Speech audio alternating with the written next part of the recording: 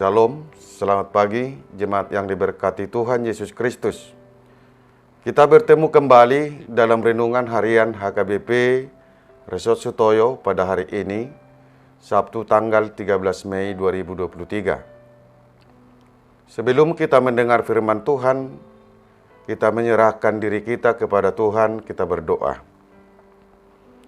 Damai sejahtera Allah yang melampaui segala akal, itulah kiranya memelihara hati dan pikiranmu di dalam Kristus Yesus. Amin.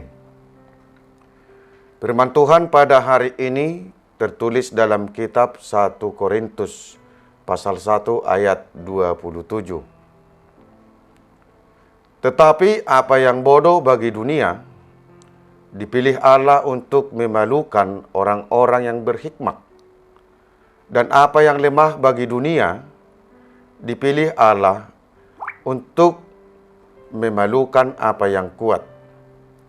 Dalam bahasa Batak, alai na oto di rohani portibion, dipilih debatado laho pailahon akan nabisuk.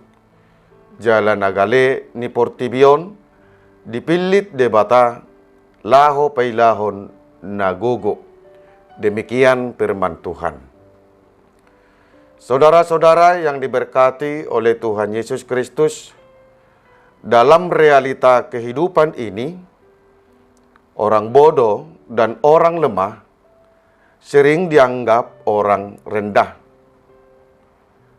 Orang bodoh tentu tidak memiliki pikiran yang luas, yang tidak memiliki ide-ide. Orang lemah yang tidak memiliki kekuatan, tentulah orang lain tidak bisa mengharapkan tenaganya. Sehingga banyak orang yang kurang menghargainya, bahkan tidak memperdulikan karena dianggap kurang bermanfaat dalam kehidupan ini. Tetapi kalau kita menjadi orang yang pintar dan yang kuat, maka banyak orang yang suka dan membutuhkan kita. Itulah sebabnya orang Batak berkata, ijuk di para-para, hotang may di panlabian, nabisuk na punahata, na oto tupang gadisan. Artinya, orang bodoh dan orang lemah akan menjadi korban orang yang pintar dan orang yang kuat. Bagaimana Allah menanggapi sikap dan perbuatan kita terhadap orang bodoh dan yang lemah ini?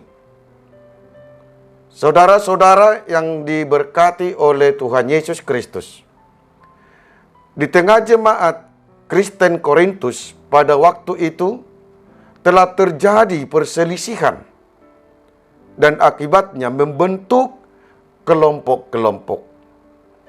Perselisihan dan kelompok itu terjadi dan terbentuk karena jemaat Kristen itu telah menganggap merekalah atau kelompoknya lah yang paling benar. Merekalah yang paling pintar dan merekalah yang paling kuat. Sikap yang ditunjukkan oleh jemaat Kristen Korintus pada saat itu akan terjadi suatu perpecahan. Maka Rasul Paulus berupaya untuk menyadarkan jemaat Kristen Korintus untuk segera mengakhiri perselisihan dan kelompok-kelompok itu, dan bersatu kembali sebagai jemaat Kristus.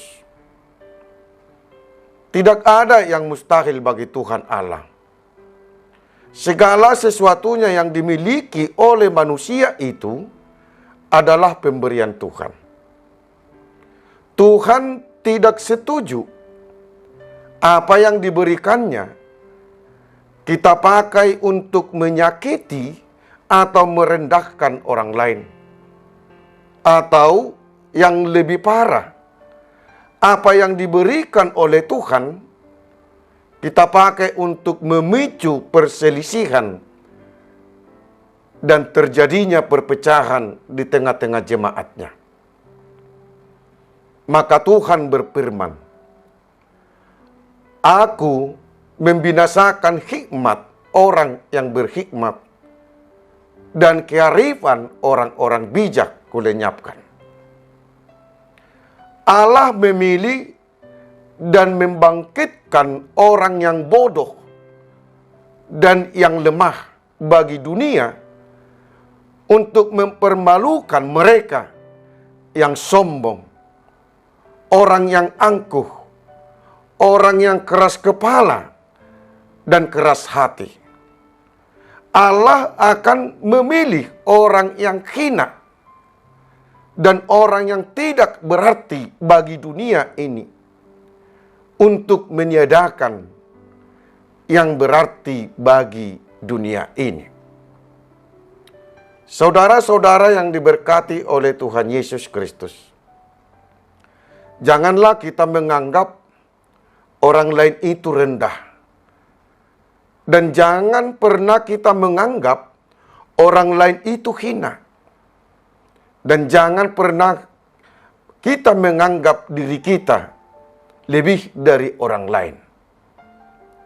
Bagaimanapun keadaan kita, bagaimanapun keadaan orang lain, semuanya itu adalah pemberian Tuhan. Apabila kita salah menggunakan segala sesuatu yang telah diberikan Tuhan kepada kita, suatu saat Tuhan akan mempermalukan kita. Dengan waktu yang singkat, Tuhan dapat mengubah keadaan kita. Pemberian Tuhan yang berbeda-beda kepada kita adalah sesuatu hal untuk melengkapi hidup kita. Karena tidak ada kesempurnaan diberikan Tuhan kepada seseorang. Untuk itu, apa yang diberikan Tuhan kepada kita, pakailah untuk menjalin hidup kebersamaan yang kuat membantu yang lemah, yang pintar mengajar orang bodoh. Dengan demikian, akan terbentuk suatu persekutuan yang dikehendaki oleh Tuhan. Amin. Kita berdoa. Terima kasih Tuhan atas firman-Mu yang telah kami dengar saat ini. Ajarlah kami untuk mensyukuri segala sesuatu yang telah Tuhan berikan kepada kami. Dan ajarlah kami untuk memakai pemberian-Mu untuk saling melengkapi dengan sesama kami. Ya Tuhan, juga kami berdoa buat seluruh jemaat-Mu, dimanapun saat ini berada, Tuhan lindungi dan berkati. Jemaat-Mu yang sedang sakit, Tuhan tolong mereka, berikan kesembuhannya. Berkatilah kami, berkatilah segala aktivitas kami satu hari ini.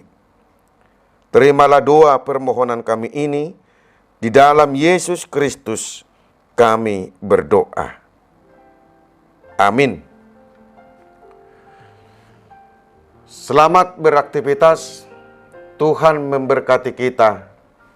Shalom.